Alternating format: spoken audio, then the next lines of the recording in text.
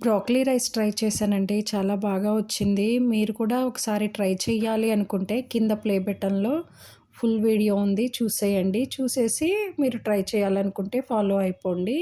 చాలా బాగా వచ్చింది. కంపల్సరీ మనం ఈ బ్రోకలీ తినాలి. ఎందుకంటే బ్రోకలీలో విటమిన్ ఏ, సి, కే ఇలా చాలా విటమిన్సే ఉన్నాయి. ఏ విటమిన్ వచ్చి కంటికి మంచిది. నెక్స్ట్ కే విటమిన్ వచ్చి ఎముకలకి మంచిది.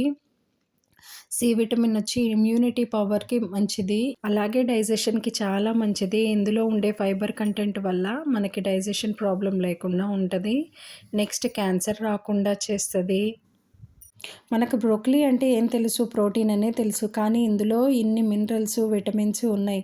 సో, రైస్ ఐటెమ్ లాగా చేసుకొని తిన్నారనుకోండి బ్రోకలీని యాడ్ చేసుకొని కొంచెం కొంచెం పోర్షన్ అందరం తింటాం కాబట్టి అందరికి అన్ని విటమిన్స్, మినరల్స్ వస్తాయన్నమాట.